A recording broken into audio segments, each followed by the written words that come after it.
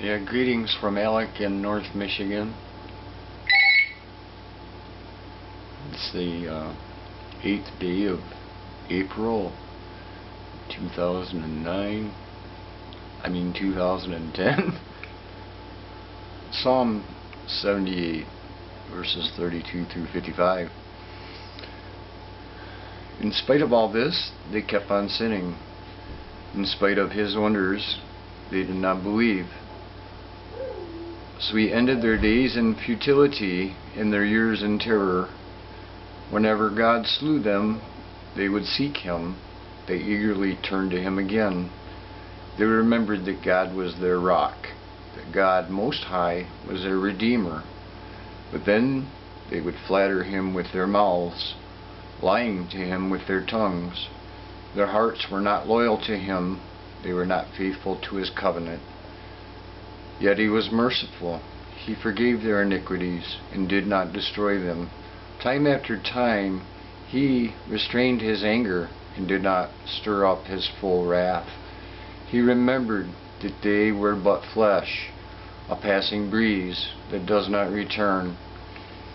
How often they rebelled against him in the desert and grieved him in the wasteland. Again and again they put God to the test. They vexed the Holy One of Israel. They did not remember his power. The day he redeemed them from the oppressor, the day he displayed his miraculous signs in Egypt, his wonders in the region of Zoan. He turned their rivers to blood. They could not drink from their streams. He sent swarms of flies that devoured them, and frogs that devastated them. He gave their crops to the grasshopper, their produce to the locust. He destroyed their vines with hail, and their sycamore figs with sleet. He gave over their cattle to the hail, their livestock to bolts of lightning. He unleashed against them his hot anger, his wrath, indignation, and hostility, a band of destroying angels. He prepared a path for his anger. He did not spare them from death, but gave them over to the plague. He struck down all the firstborn of Egypt, the first fruits of manhood in the tents of Ham. But he brought his people out like a flock. He led them like sheep through the desert. He guided them safely, so they were unafraid. But the sea engulfed their enemies. Thus he brought them to the border of his holy land, to the hill country his right hand had taken. He drove out nations before them and allotted their lands to them as an inheritance. He selected the tribes of Israel in their homes. And now Proverbs for you today, actually yesterday, 12 verses 21 through 23. No harm befalls the righteous, but the wicked have their fill of trouble. The Lord detests lying lips, but he delights in men who are truthful. A prudent man keeps his knowledge to himself, but the heart of fools blurts out folly.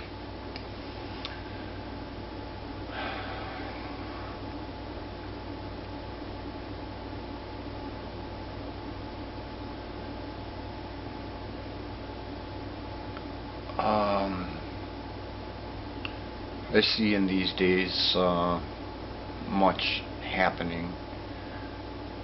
I was most saddened for Easter there. I went here and there on Good Friday and saw that for many, life continues on, like nothing ever happened. The same at Easter. We're called to set aside one day a week as a Sabbath day, and I don't care what day that is. Some people choose to worship on Friday or Saturday or Sunday. It doesn't matter as long as we set that one day aside.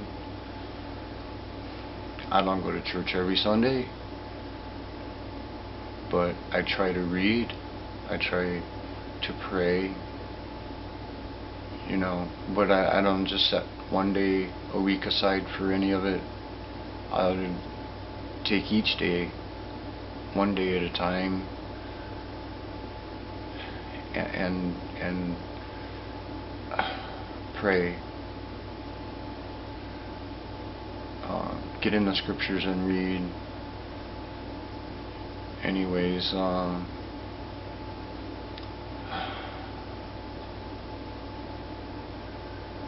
hope that many blessings come upon you, that you would know what gifts God has for you, and that He would increase you in all things: wisdom, knowledge, understanding,